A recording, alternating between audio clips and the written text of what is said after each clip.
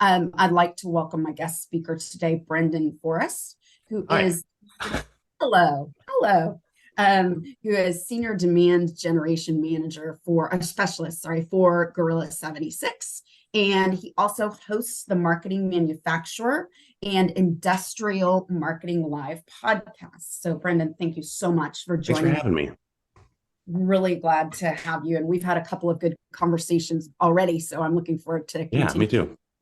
more sense. But I really would like for everyone to hear about your podcast and the podcast that y'all do as Gorilla Oh, yeah. 76 and kind of the strategy behind that, Yeah. because I think it's very interesting from both a branding standpoint for Gorilla hmm 76, from a personal branding standpoint of how to be innovative and think a little bit outside of the box and Yeah. brand do personal branding. So let's talk about those for a little bit. Yeah. So we kind of see those properties, right? The podcast and our online webinar, um, our newsletter. Like we kind of start to see ourselves as a sort of a media company, right? Where we are creating these media properties that are targeting specific people within our target market at different, people in the buying committee. So the first Mm-hmm. podcast that Gorilla 76 started was The Manufacturing Executive, and that's hosted by the founder of Gorilla, Joe Sullivan. And his podcast is an interview style podcast, and he speaks directly with manufacturing leaders. He's been doing a lot of episodes recently on like industrial or industry 4.0. He'll talk about some marketing stuff, but a lot of times it's just him not being the expert and inviting experts on to have them talk about what they're seeing in the manufacturing landscape. But we generate a lot of business from his podcast. People come fill the form out and say, "Hey, I heard about Grill 76 through Joe's podcast."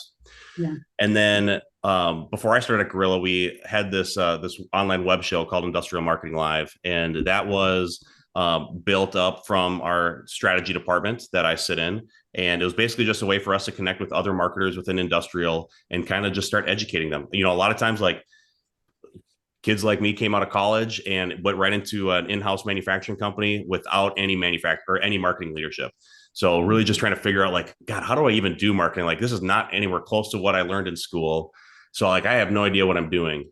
Like I struggled like with that, like 4 or 5 years before I like got onto LinkedIn, started hearing about some of the voices out there and connected with Industrial Marketing Live. So that Industrial Marketing Live, we pick a topic. Peyton's on this call. She's my co-host on there, and we have a topics laid out, and we invite guests on, or we'll just do it in house from Gorilla. But we just talked about industrial product launches. We had some guests on from Graco. We just had a really great conversation on artificial intelligence and marketing. We've done podcast episodes on like SEO and trade shows, like just kind of the whole gamut, anything in the marketing mix for an industrial company. And then we kind of just thought, like, well, man, we have all these recordings from this IML thing. We maybe should just, we putting it on YouTube. Maybe we should put it on a podcast. And so we run that show every other week. It was like, well, maybe we should do it a weekly show, and then I'll just talk on the off weeks. And so that's kind of how what we're doing with the podcast. It's every other week. It's an industrial marketing live recording. Then on the off weeks, me and then Aaron Baresh, another strategist at Gorilla 76, just talk about marketing stuff. We'll maybe bring a guest on and have a further conversation on Industrial Marketing Live. But that property, Industrial Marketing Live, and our podcast, The Manufacturing Marketer, really geared towards the marketing leaders and the marketing personnel within manufacturing companies. And then we just started a third podcast. This one's called The Manufacturing Employer. And that one's ran by the other founder of Gorilla, John Franco. And we've been building up this really great internal culture. And we've had a lot of people talk about that. And so John thought it was a great place for him to kind of just talk about like, how can a manufacturing company really build up their internal culture, right? We kind of see it in the news all the time, labor issues that are happening, automations happening on the floor for manufacturing companies. It's hard to find good people to come in and do good work, for American manufacturing. And so John's kind of working on this podcast to kind of help train manufacturing companies on here's how Gorilla did it, and here's a way that you could do it too. And he brings on guests to have conversations with him. So like those are media properties, and then out of that kind of sprung like Joe's got his own newsletter that he'll take insights from LinkedIn and from his podcast, put them out, and then me and Peyton started a Slack channel for industrial marketers. I think what do we have, Peyton? Like 250 people in there now. It's crazy. It's like we've had huge growth over this last year. Yeah, and so people are just in there talking about, hey, here's the projects that I'm working on. Here's some questions I have. I'm having some issues with this ERP system or the CRM, or like, can somebody help me set up LinkedIn ads? And so we're just all in there, kind of just as a community, working together to help elevate marketing within manufacturing companies. That's amazing. Really, I mean, really, what a great strategy for your company. So Okay. the cool thing about these media properties for me is we're starting to have people, fill out our contact us form on the site and Mhm. frequently reference either my podcast, IML, or Joe's podcast right now Yeah. as, hey, this is how I heard about you, or I saw all these gorillas posting on LinkedIn. Like, so that's like the main part of our marketing strategy is we're just going to create really good content. We're going to Sure. demonstrate our expertise, build trust with our audience, and once they're ready to buy, they come to us. We don't do any outbound sales. And we are backed up with new clients until January because of this pipeline that we built. And I do think, I mean, I was just watching a webinar, Sandler webinar yesterday, talking about the fact that 68% of the buyers don't come to salespeople until they're about 68% Yeah. of the way through the process. So it is that content that you're building and Yeah. offering value that makes people remember you. It's less frequently. And, I'll talk to you a little bit about that, but I mean, it's less frequently, right? That email, everyone Yeah. has 7,000, Mhm. hi, I noticed you were the, marketing leader for this. It just doesn't work anymore.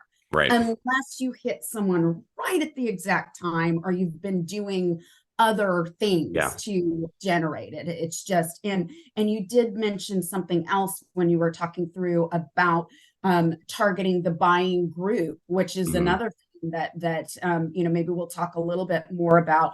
I do want to kind of get to what we promised the audience. We do have some people here that I know are looking for some insights into maybe things you've Yeah. done throughout your career, Yeah. or thoughts on, I know part of your resume is helping people keep their skills up. And Yeah. so I'd love to talk a little bit about how you got involved in the manufacturing industry, what you had an interesting career path, I think. Yeah. And tell me about your career path, and then we'll kind of delve into certain parts of it and Yeah. Sure. get some insights. So out of college, I took an internship at Graco. Graco is a huge manufacturing company here in Minnesota. They do a lot of stuff in fluid transfer. So I was a marketing research intern for them for like 9 months. Mhm. And so I got into manufacturing happenstance. That's where I landed. I could have, like, out of college, picked any internship, but I picked the manufacturing one. So now here I am, like 13 years later. Or ever how long it's been. But yeah, so Graco. And then, back then, like, there was not a lot of marketing jobs out there. So I transitioned after that into a sales role within a manufacturing company. So I did inside sales. I was only there for like 10 months. I found out I hated being on the phone all day. Just there was like 60 calls a day, and it was not my bag. So I was there for 10 months. Then I moved over to a really small kind of mom and pop manufacturing company in the north suburbs of Minneapolis called Microcontrol Company. And they make ovens that stress test computer chips. So that was an interesting place for me to kind of land, like these, big capital equipment, like the stuff was like, $250,000. Big thermal ovens basically with electric testing in them.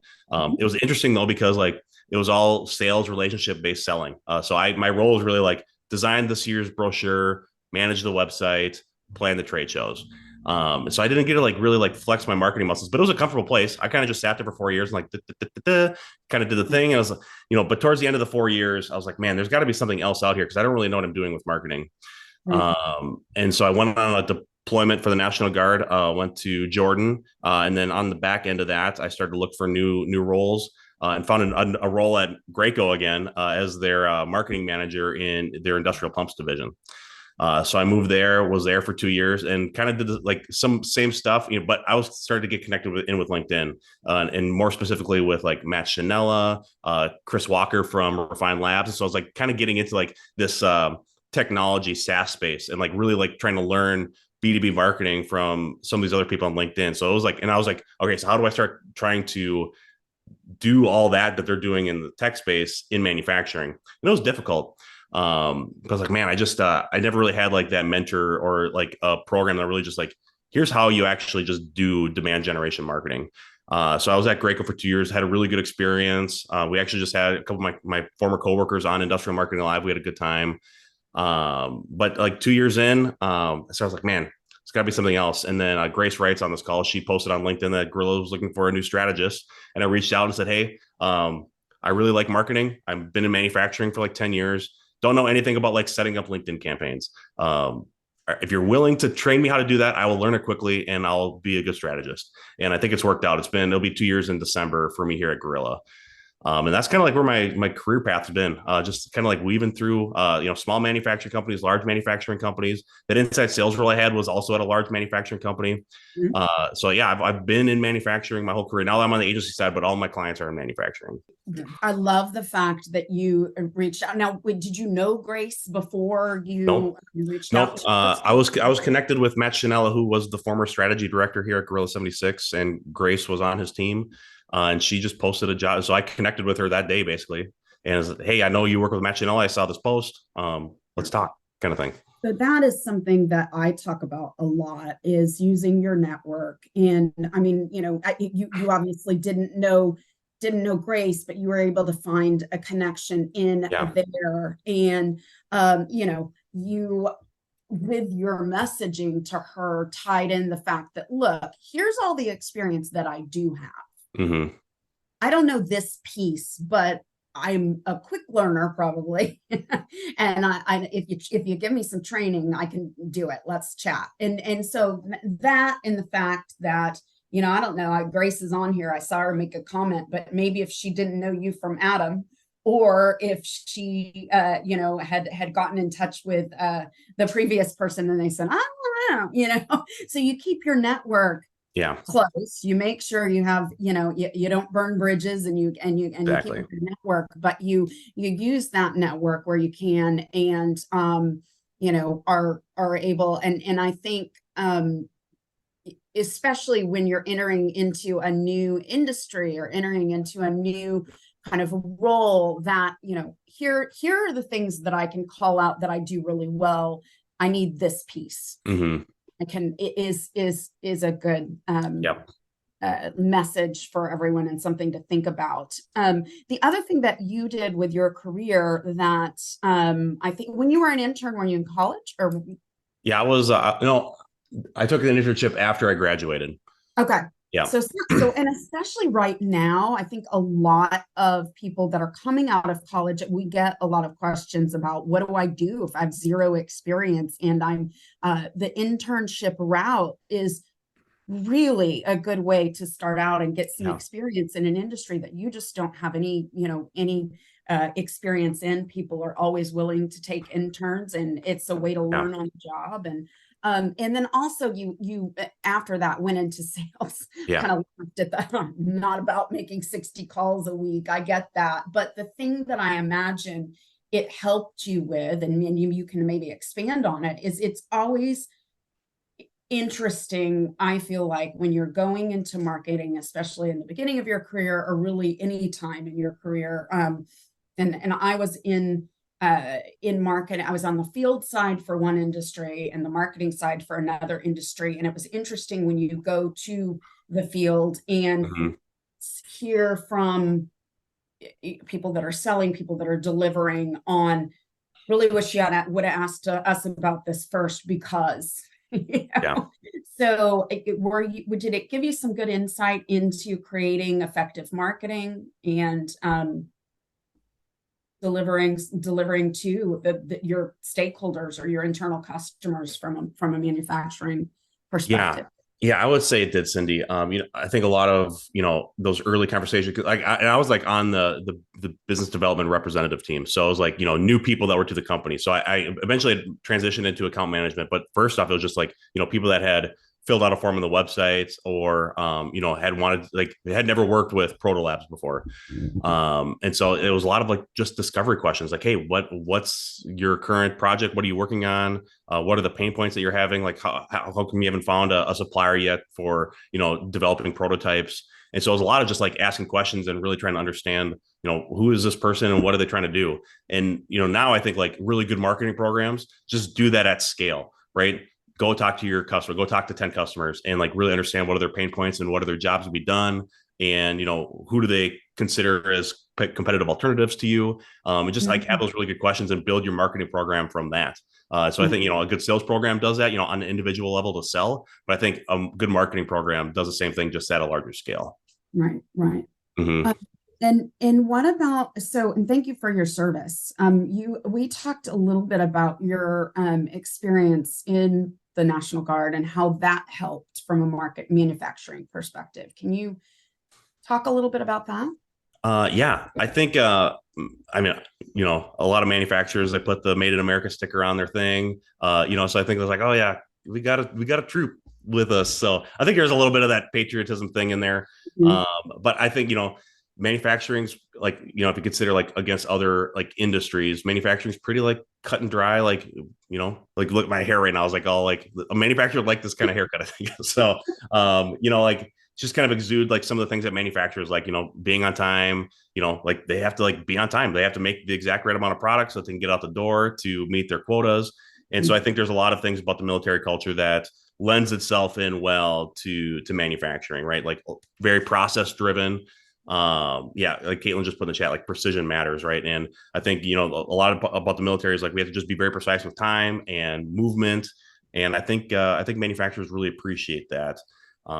So I think that's kind of what it is. And then I tell a little story about a client. I had a client, one of my favorite clients that ran a small manufacturing company, and it went to visit their offices, and they had an on-site storage and warehouse, right? And it was the most pristine, organized place, and it just and he was an engineer, that was running a company now, and it was just very you have to have that organization and that precision as well. I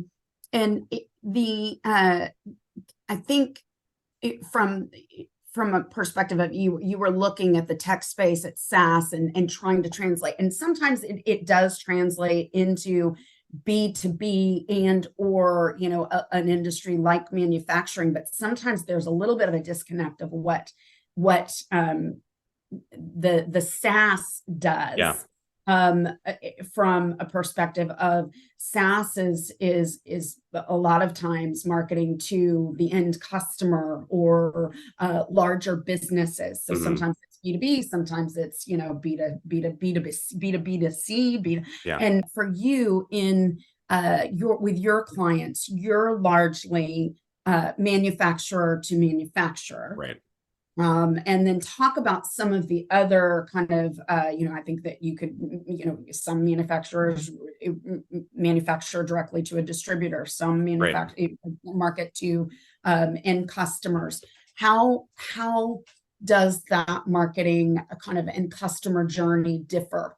Yeah, because like as a manufacturer, you're really selling to two different customers, right? You have your distributor who's a customer, and then you have the end user who's actually going to be using your product.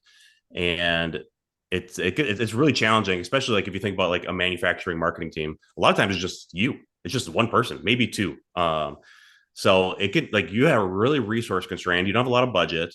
You don't have all this VC investor funding coming in to like boost up your marketing so you can go like do whatever you want. Like you have to be very, very particular on here's the things I'm going to do to sell my product. And a lot of manufacturers use distribution to help sell and have feet on the ground. Like that is a model that goes back decades. And I think there's been a lot of growing pains. Like how do we use distribution in a way to get our message out there, but still like have some growth here? And the challenges that I've seen with distribution is, they have a catalog that's this thick. I'm like holding my fingers up like 4 inches apart, and your products might be like a half an inch of that, if you have like a paper catalog. And so like, think about like, that's the mind share also of your distribution, right? They go into a manufacturing facility. It's like, I can sell all this stuff. But are they thinking about selling your particular thing? Especially like when I was at Graco, there was like 4 or 5 other competitors within that catalog. And so like they going into a plant, and it gets difficult because a lot of those distribution partners, they are paid on commission, and they kind of just want to go into the facility and sell the things that they can sell so they can put food on the table for their family that week. And they don't want to do this long drawn out technical sale. like that's really differentiated base. No, they just want to kind of do the commodity thing and sell as many pumps as they can without like trying to worry about, oh, Graco's got this cool differentiated pump. How do we like get that into a facility and like have this like months long drawn out sales process? So you kind of have to like build your marketing program two ways. I like to start at the end user level. So think about the distribution a little bit, but let's go to the end user and really talk about here's the differences and the differentiated value that my product has for you, and use your end users to pull your product through distribution. That's what we did at Graco pretty frequently. It was market to the end user, and then we would get leads or contacts coming in through the website that we would then hand off to distribution with notes like, "Hey, this customer wants to buy this Graco SKU." So we'd go that way. But you can't forget about distribution too. So you have to remember, like, end user wants a differentiated value of what your product can do in their process. Distribution only cares about how much money can this thing make me. So you have to be really creative on the programs you put in place. Like, how much percentage are you going to give them? How easy are you going to make it to sell your product? Do you give them the right sales deck or the right sales enablement material so that they can go out and effectively market your product? Like, how do you get your message into their mouth and into like the end user's ear? That's really difficult to do because they have a lot of other manufacturers that are trying to do that. So you have to be really creative on how do I market to the end user and how do I market to the distribution network to get my product into the field and grow. It can be really difficult. Let's take a minute to talk a little bit about kind of some of the trends that you're seeing in the manufacturing and industrial manufacturing, just to get and then I want to dig a little bit into what y'all are doing with your clients. Yeah. To help them be successful in getting that very complicated message out. Yeah. So some things I've seen are definitely a big one is Industry 4.0, right? Big data within manufacturing plants. How are you collecting data on the line and moving and processing that in a place that an analyst can make a real business decision? So like that's one thing. Then we have all these labor issues, right? So it's either cheap labor over in East Asia. Are they using Mexican manufacturing? We like huge news right now going on with United Automobile Workers Union and like all the stuff that's happening in the automotive industry. So labor is a big one, but even just like, okay, is there even enough people where your work is to fill your manufacturing plant? Like, can you operate 2 to 3 shifts a day with assemblers and people on the floor? That's really challenging. So then you start talking about automation. We work with a couple automation companies at Gorilla, and they're kind of coming in and saying we can help augment your workforce or take away some of those the worker ergonomic problems, right? Like a person that's really working on really small delicate things, like trying to assemble things like little tiny screws and nuts and stuff. That sucks for people to do. And people, like, I've heard stories of, there was one company was like trying to like move boxes and fold boxes up, and a person would start in the morning and then quit by Monday at lunch because the work was so tedious. It's like, well, that's not a good place for you. And there's just huge turnover. And I think, Cindy, how much it costs to hire new people. It's extremely expensive, and it takes a long time to train people up. So so they're kind of coming in and saying, we're going to help augment your force, remove that labor issue. And so now instead of low what's the word, like low technical skills, like let's build up your workforce to have high technical skills and operate robots is kind of the thing. And then you have all the other stuff too, right? Like, so there's like the Buy America thing, like just a lot of government regulations coming out. Energy is a big thing. Like, so with Graco, new product that I helped to start the launch process on, that was all about trying to remove high cost of electricity from air compressors and move it, the electricity to the pump. So like there's a lot of stuff that's happening in manufacturing. And so like to move into like with what we're doing with Gorilla is like, all right, let's talk about these trends. And so I think the thing that's important here is just understanding what your end users are going through. What are those challenges? Are they having labor issues? Are they having energy issues? Is there government regulations that are at play?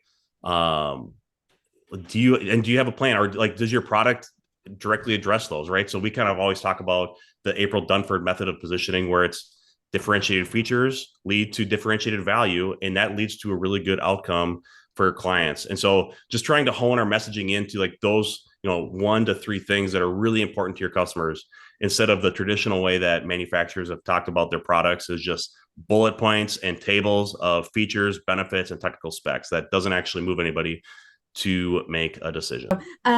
So let's talk about, let me ask real quickly, does anyone have any questions or thoughts? I know we have a couple of people like Juliana and Emily that might have a little bit of thought or experience in manufacturing and have some questions about how you kind of what you're doing from a marketing strategy perspective with some of your clients and how you're breaking through the noise. So we don't try to be everything to everybody as an agency. We are not like I would not consider us a full service agency. We are really good at digital demand generation. So I think we are really good at doing the go to market like kind of narrative work of positioning. And we're always kind of honing our skills with that. So really like laying in that really good product marketing information about a product. And then from there, we move into a plan to do content, right? So we have a lot of really, really talented writers on our staff. We have a really good videographer, really great graphic design people. And so we build out a content plan with our clients. What are the articles and the case studies and the landing pages that are really going to help show off what makes you different and the value that you can bring to your clients. So we'll build out that. And then we use all of that content as fuel in paid social distribution. Gorilla started as an SEO agency, back when, HubSpot was doing all the stuff with, like, hey, just write really good articles with long tail keywords. But people aren't like, that doesn't really move the needle. Like once you start looking at the data, not a lot of deals happen because of, your really long tail keyword that gets 4 volume traffic every month. Yeah. And you're not really and you're really hoping that someone searches for what you're doing and they come to your website that way. We like the guaranteed distribution that we get out of paid social, right? So we use a lot of LinkedIn and Facebook advertising to distribute that message that we create in the content, right? And, with an article, Cindy, I think, you do the same thing with your podcast, right? Where it's like, you have this really long piece of content. Well, not everybody wants to listen to an hour long talk, right? But maybe we'll cut it up into like 7 chunks of 30 seconds each, right? Like take out the really key points. And that's kind of what we do. Like we'll take recordings of the interview, create micro content out of that, but then we'll take snippets of an article and use that as the body copy for our ads, and really just trying to be the people out there that are building that trust and demonstrating our expertise to our audience and guaranteeing the distribution on paid social. We do a little bit of paid search. That's a big part of it to capture that demand. But the main thing that we do is really guaranteeing the distribution on paid social. But I would say that's the one thing that we're really good at. But I think, a company should think about doing a webinar series or a podcast series and having this long form piece of content. We don't do that because we don't think we bring a ton of value to a client to do that for them on a, bi-weekly or monthly basis. An email newsletter, I think, is still a really good idea to distribute content to your gathered audience of people that really like you. I think you might need to do some trade shows still. Maybe pick the ones that you're going to do selectively, the ones that aren't, $60,000, maybe a small regional show, maybe some video stuff on YouTube. You probably need to do like a sales enablement program with distribution. So we're not trying to be everything to everybody. We know what our niche is. We know what we're really good at, and that's what we focus on. But a lot of manufacturers can't handle more than that really sometimes. Yeah. Let me ask you a question. So as far as, first of all, I think that's very interesting so you're leaning not away from, I'm sure you use SEO. Yeah. But you have it's almost like you have SEO is the foundational. You have to have it. You have to have, Well, I don't even know if that's true. You don't? I don't think so. Yeah. Because you just kind of that's interesting. You can use paid search to get around a lot of that, right? Like you just put the money onto if you search for anything on Google right now, the first result doesn't even show up until 3/4 of the way down the page now with all the ads and all the snippets and stuff that are on the page. And especially with manufacturers, the volume on some of this stuff is so low. I was working with one of my clients in the foundry space, they're selling products to metal casting foundries. And we're talking about volumes for their main lines, 10 volume a month. And it's okay, maybe we'll try to do some work to get, so that you're showing up for that. But it's that's not that many searches when I could just do an ad or we can guarantee distribution on paid social. There's a lot of really niche things on for SEO, and SEO is really hard. Like everyone thinks SEO is free. It's not. You have to like hire writers. You have to have a really good website. You have to have someone like you have to have like SEMrush. You have to have some sort of tool that really lets you like. So SEO can actually get pretty expensive for you to do it right and like to stay on top of your keywords. It takes a lot of work. So I like that is kind of like the last thing in the mix I think I would get into. Wow. Yeah. Okay. Where would you go first? Ooh, yeah. So first, I think you need to talk to your customers. That like any marketing program, like let's talk to your customers. Let's figure out, the jobs that they have, the problems that they're having. Where do they hang out online? That's one of the questions that we ask. Like, how do you get your information? Are you going to trade shows? Do you go to Google? Are you on LinkedIn? Are you on Facebook? Are you on Reddit? Do you go to YouTube? Just kind of figure out where they're at. And then once you have that information, then I'd build out the program, right? Like do really good product marketing, figure out like what actually makes you different and talk about that only. And then build out some good content and then distribute that content where your clients are hanging out, whether that be like in a print ad or on LinkedIn or on YouTube or on your website. If they like to do that, maybe you have to go and do like maybe it's only distribution. I don't know, but I think it starts at that level and you build out where your customers are at. You up for a minute. And because I think that what you talked about is it sounds simple, but it is difficult, right? Which is, how do you differentiate? Yeah. So how do you work with your clients to identify, because a lot of times the client will come in and think that this is what makes us different, but it's really not. Right. And I know part of that, part of where you find that out is you go to your customers. Yeah. You have to talk to your customers, because if you talk to when you start with your clients and they tell you, oh, we know, we've been in this industry forever, we can tell you exactly what our clients do. They get surprised sometimes? They get surprised a lot. And there's actually we get a lot of pushback because it's like, that's not what we've been doing. But it's like, that's not what your customers are saying. Man, Cindy, I saw this too when I was at Graco. Like you just see the plaques all around, A+ quality, great customer service. But it's like, is that really something that's differentiating you? Like all of our other competitors say they have good pumps and their pumps are good. So it's like, that's not really a differentiator. What is the thing specifically about your thing that is high quality, or why do you have good service? Right. So like dig into why you have good service. Maybe there's a differentiator there. But yeah, I think it starts like, why did your customer buy from you? And just figure out like, what was that value that they thought your product would bring to them? And I think that's where you kind of have to start this process and really like try to get into it. Like, it's not your specs. Your tech specs are usually not the thing that sets you apart. It's usually something higher at the company level that makes you different. Are you easy to work with? Are you easy to buy from? Do you have really great engineering? Like, do you do a lot of pre-engineering to help solve like manufacturing issues? Like, so do you do design for manufacturing?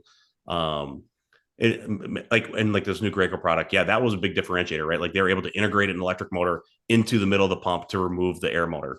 Nobody else is doing that. So now Graco can hang their hat and say, we have the only pump in the market that can do this. But they didn't talk about like the cool motor technology. Nobody cared. Like they just said, we have a motor in the middle of our pump and it allows you to cut energy by 65%.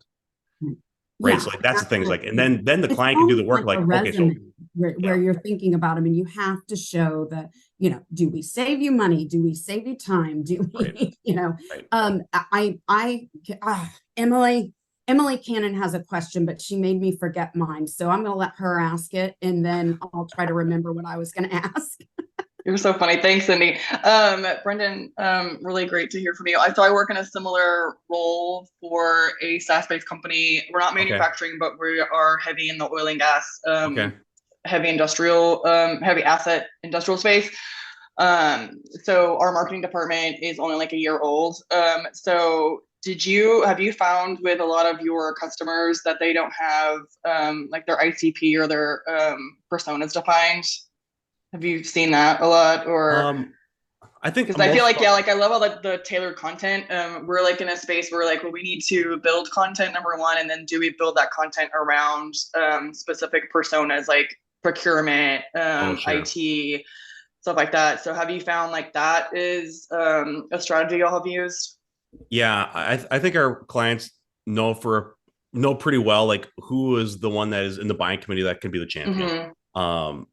like, you know, a lot of them, like, we typically sell to a manufacturing engineer first. You know, there's a lot of people that come into the buying committee, right, as the project gets rolling, right? Procurement will come in, or buyers will come in, you know, some operation manager, maybe a maintenance manager will come in. But usually for most of our clients, it starts at the engineering level, right? Somebody's trying to design something and they need to solve a problem, or like they're trying to build a manufacturing line.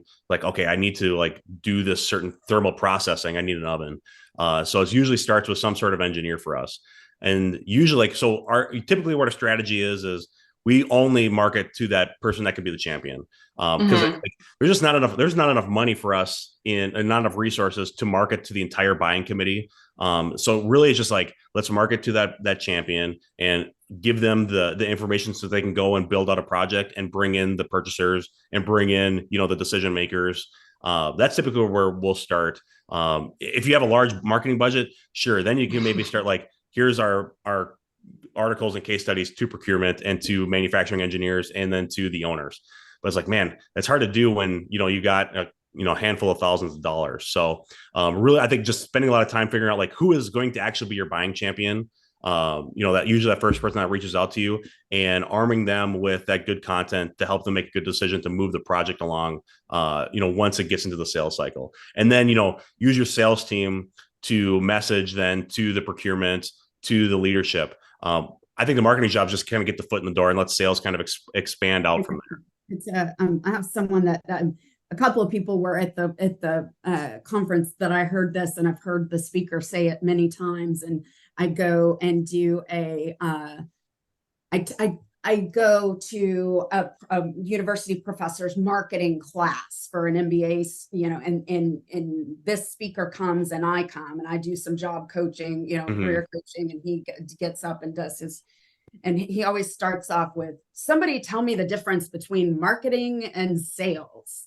And everyone starts giving answers that are not, you know, and he said, it's simple. Marketing generates demand, sales cultivates demand. Yeah. And I mean, that's kind of what happens. It's I think that's key to remember. And I also think I might know why Emily kind of chuckled when you said, if you have a large marketing budget. I'd like to see of everyone on here that either does marketing for clients or is doing marketing themselves. Just raise your hand if you think you have enough marketing budget. And we got nothing. Oh, one person gave us a message, but it was a laugh. Yeah. Yeah. I think, Cindy, for ours, like, since our department is fairly new, we're like trying to figure out like what is working and not working, since we are so niche. And Brendan, you're saying, you know, y'all are like a, you know, in a niche industry, like we're super niche. Like we have a product that people don't know that they actually need. Oh yeah, that's tough. So it's trying to like message that.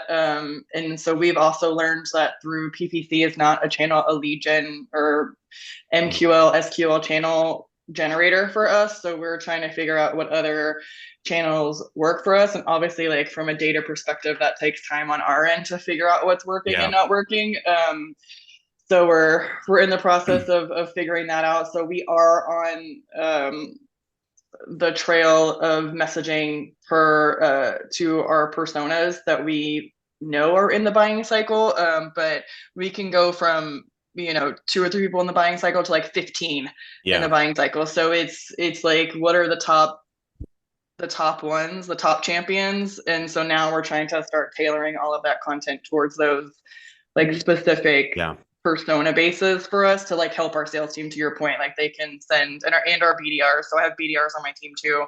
So they're like, okay, can we do sequences that are tailored to a procurement director, a CFO, et cetera? So, but yeah, we're still kind of in our infancy of building that. So, but yeah, it's good to hear that you're kind of on that same pattern. So yeah, search doesn't work if people aren't searching for what you, if they don't even know to search for what you have. Yeah. Or if it's a very general term, like our totally. platform is called Track. And so like, okay, we're not going to win that bid. And people aren't searching for it because they don't know about it. Right.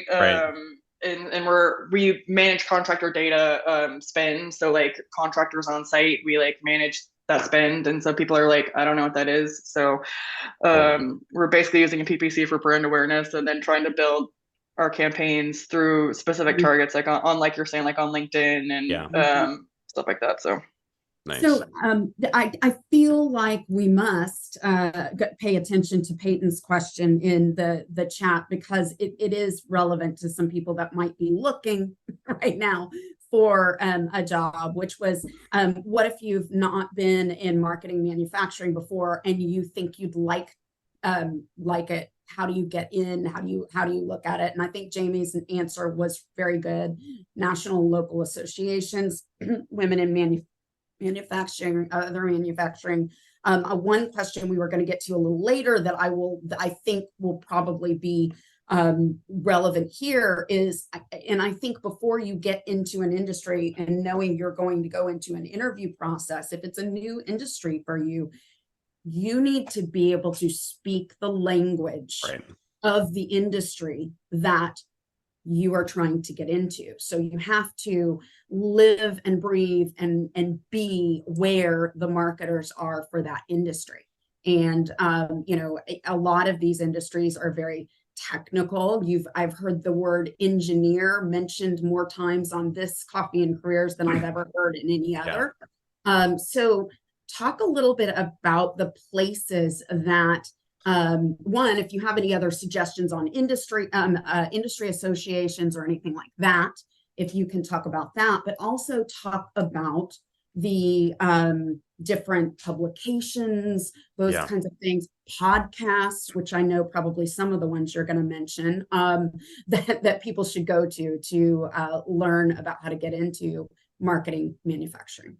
I think just hearing from manufacturing leaders is just a really good place. Like hear like the struggles that they're having and then the language that they're using. So I'll toot Guerrilla's horn here. I think Joe does a really great job on the manufacturing executive, bringing on those manufacturing leaders to talk about all the things that are happening in manufacturing.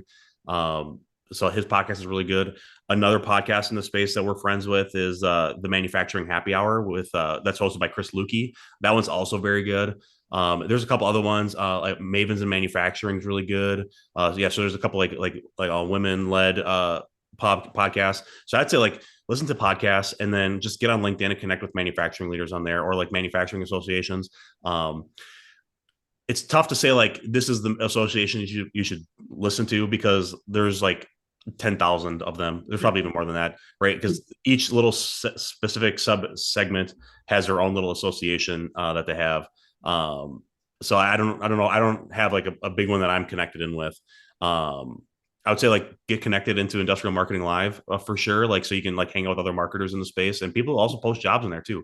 We have a little jobs channel in there. So, I would just say like, I think LinkedIn and podcasts to me are probably the best space. I think things just move a little too fast for books. Maybe some articles, but I don't know. I find some of those articles hard to read. I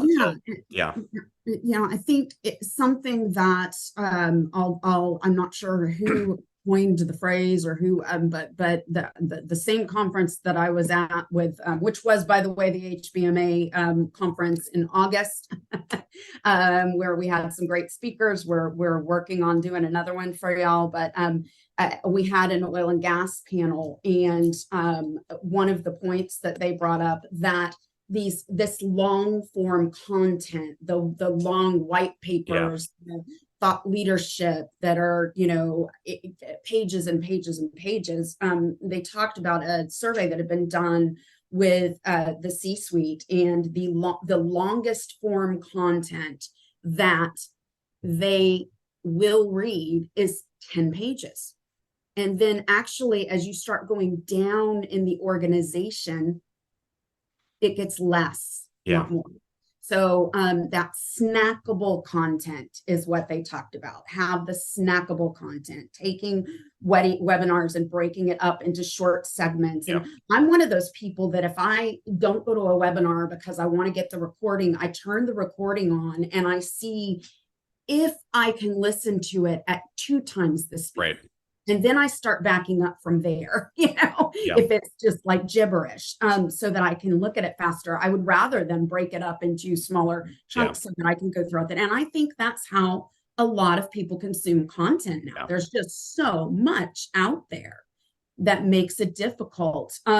So what I've heard is kind of big data, starting with that, and or being able to use that, talking to customers first, video, marketing to the champion, figuring out who the champion is.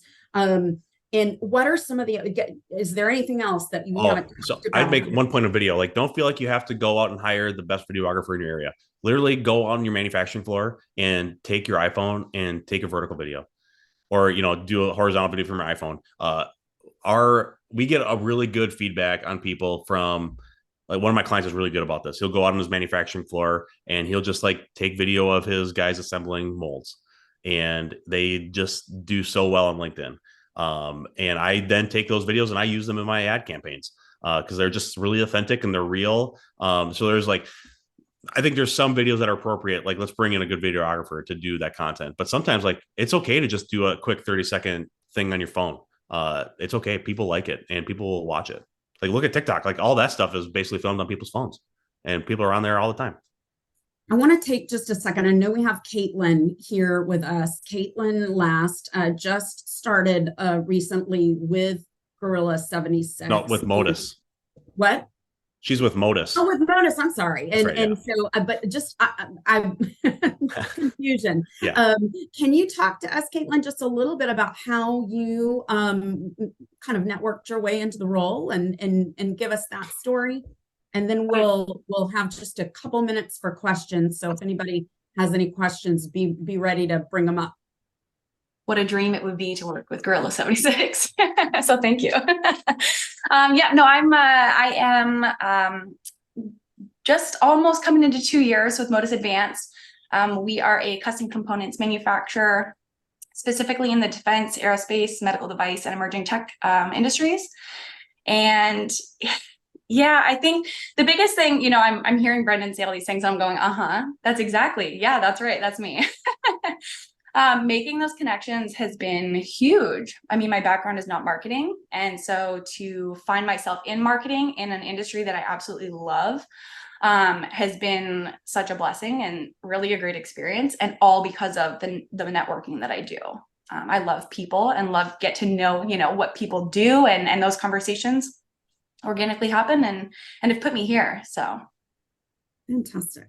So welcome to the industry. Welcome to B2B marketing. Does anyone else have any questions? I feel like we covered a lot, but we also could probably cover some more and have some interesting conversations. I might ask you back, Brendan, or have a separate, something just to kind of get into, even on my end, what I'm doing is marketing to North America for a company that is not as recognizable with what really is a commodity service, but we're really different. And how do you get that message out? And I think every marketer struggles with that. Whether they're with a big organization or a small organization, there's so much noise. There's so much competition. And if you're not staying on top of it and starting to, in your industry, it's the industry 4.0 that's very important. I'm sure generative AI is getting important. Yeah. It's understanding that, using the video and the snackable and not leaning as much on the SEO and those kinds of things, but I would love to have more conversations about that. For sure. And, anyone else have any questions or thoughts? I have a question for Caitlin. Okay. So, Caitlin, like you said, you'd built out this network. So how did you, you go in there, no background in marketing or manufacturing. How did you sell yourself into that role? Yeah, that's a really good question. It felt very braggy. Okay. When I had this original conversation with my connection at Modus, I said, listen, I may not have all of the skills that you need right out the gate. However, put the benchmark down and I'll hit it. And that was the conversation. I mean, and I've hit it, and thankfully Thanks. so, Okay. but I have really enjoyed drinking by a fire hose. And I think that's the only way to go when you step into marketing. Yeah. And how long have you been there? It'll be 2 years in April. That's So fantastic. So yeah, you're seasoned now. I love it. Yeah, I Seasoned really love it. marketer. But like Is there to that point anything- though, like Caitlin's been really active in Industrial Marketing Live. And so like, yeah, like you can just tell like when a marketer like sticks her head up and like, okay, I want to like actually learn this stuff. And they start like getting your, I was like, all right, that's why Caitlin, you're on the show right now, right? Like you put your head up and said, yeah, let's talk. So yeah, I think there's something about that, like just being active on social media, connecting with the right people and just talking about the things you're Yeah. learning and what's going on in your life. I think it helps in that career space. That's how I got my job at Gorilla. So Yeah, it's been really It's a very interesting. similar story, right? You went in from your network and you said that, look, I'm bright. I know what, here's my experience that Yeah. relates. Give me a chance and I'll do it. Yeah. And I think that that happens. How large is I don't know anything about your company. I'm so sorry, Caitlin. Do you want to tell us Oh, a that's little okay. bit about them? Yeah. So a little plug. Yeah, so we are based out in California here. We have 2 shop floors, one in Livermore, California, one in Carlsbad here. And I work remotely from the south end of San Diego. But yeah, no, we're just under 100 folks between 2 shop floors, and we have got an absolutely killer team. Our leadership is really focused on putting the right people in the right seats. And so every hire is a strategic hire, and it very much is evident in the culture and just the way that our team really puts their nose down and solves these problems for our customers. It's absolutely beautiful. That's one of the reasons why I love working at Modus, because it's full circle for me. My husband's active duty military. The parts that the folks on shop floor are making, the components, those all go into end products that are in my husband's kit. And I know that when he's overseas or when he's home, their precision matters. And so that really means something to our team. They're not just building parts because that's their job. They know where it goes, they know what the end product is, and they know whose lives they are holding in their hands, essentially. It's huge. It's fantastic. Thank you for coming, Caitlin, and thank you, Brendan. Yeah. I think we're starting to have people have to get off at the end of the hour, so we'll go ahead and end it, but look forward to hopefully continuing the conversation. yeah.